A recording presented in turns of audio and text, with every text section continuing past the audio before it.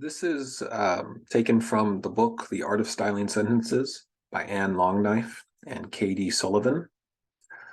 So in this book, the authors present 20 sentence patterns that you can use in your writing and even in your speaking as well.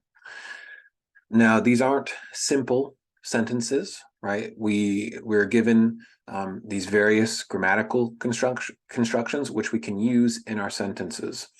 So you probably already know, right, from our study of grammar, what a sentence is. There are just a few things that we haven't covered yet that I wanted to mention from this first chapter. Okay, so we know the four types of sentences, right? The declarative, the interrogative, the imperative, and the exclamatory.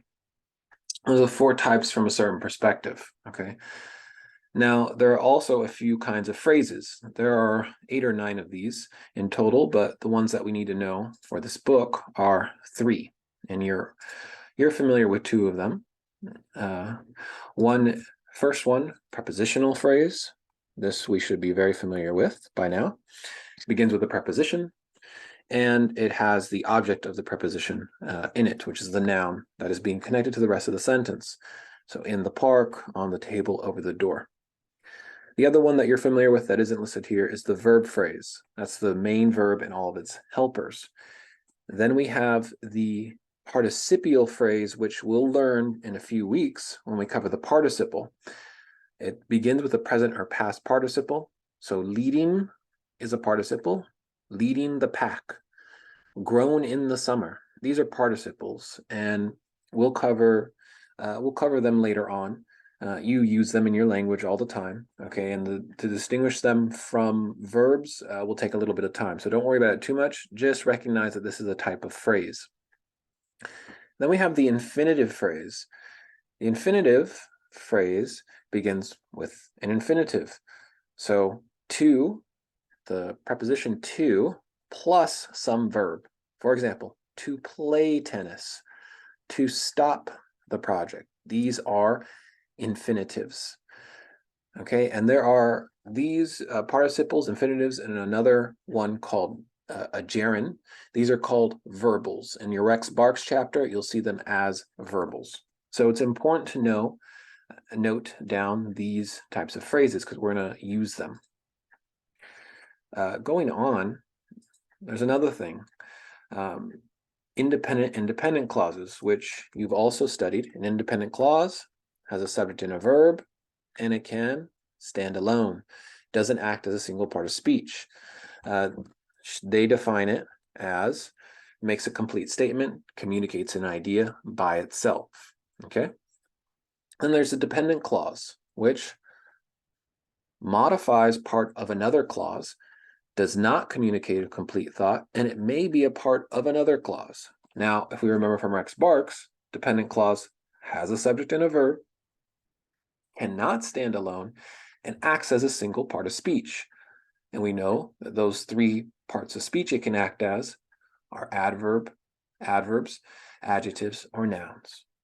Okay, so we know those. There's one other thing, and this comes up in Rex Barks towards the end, I believe chapter 7 or 8, and it is the different types of sentences from another perspective, how they're constructed. So we have simple, makes a single statement, is an independent clause, has only a subject-verb combination. For instance, he ran to the store. He ran to the store is a simple sentence. Let me write that out. Is a simple sentence that has a subject and a verb, and then it has an additional prepositional phrase as well. And we can think of many sentences like this. Rex barks. He is happy. She is sad. He read the book, etc. These are all simple sentences. That is to be distinguished from the other types of sentences. The first one is compound. A compound sentence makes 2 or more statements, has two or more independent clauses, and it has two or more subject-verb combinations. So these are going to look slightly different depending on how you write them. But one very simple one that you've seen already is, for instance, using a coordinating conjunction.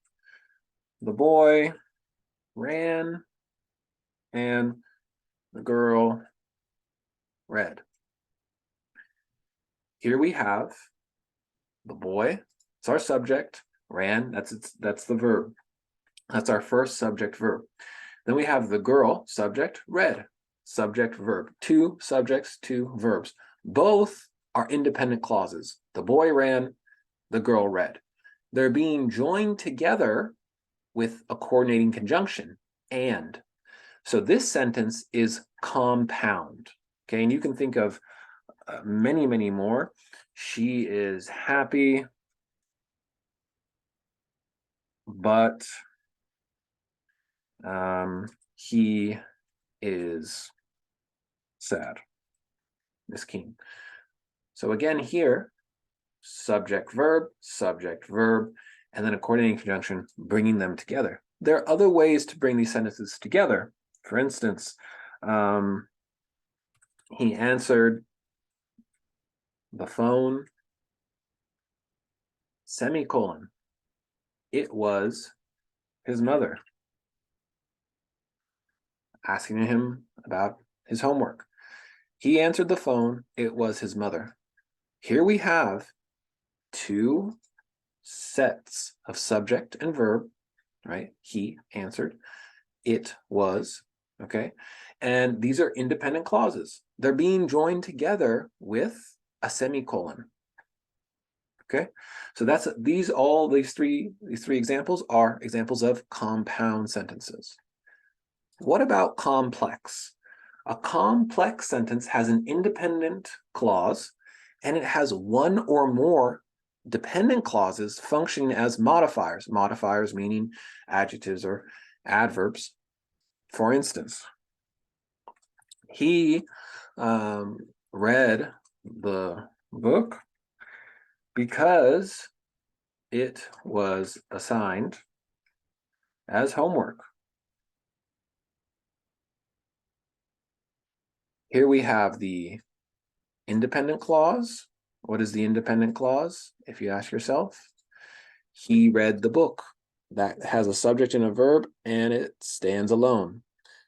But then the dependent clause, because it was assigned as homework, does not stand alone, right? It's an adverb. It's answering the question, why? This is a complex sentence. So any sentence with an independent clause and a dependent clause is a complex sentence. You've already covered these.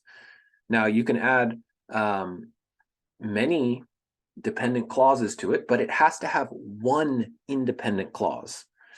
This is because there's another type, the compound complex sentence, which has two or more independent clauses and has two or more subject-verb combinations, has one or more dependent clauses functioning as modifiers. So, for instance, if I said, he led, make it black, he led the army out,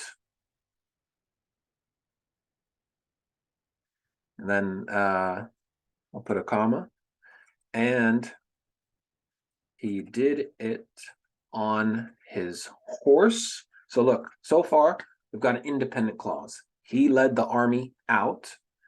Then I'm joining to it another independent clause, and he did it on his horse. Okay, so I have two or more independent clauses, but I need, so far this is just a what? A compound sentence. So I need to add a dependent clause to make it compound, complex. He did it on his horse because he fancied himself a general.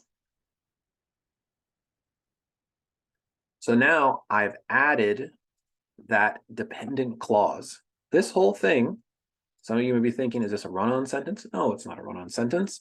It's a perfectly fine compound complex sentence. We have the independent clause number 1.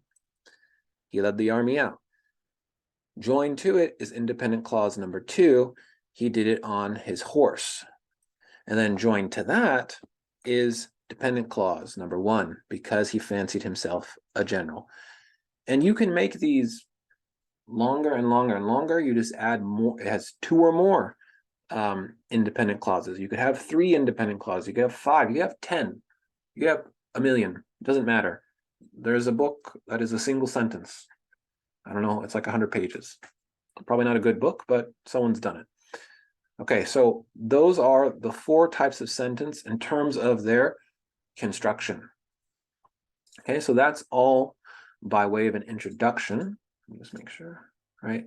So there's just some more little things here. But now let's go to the 20 patterns.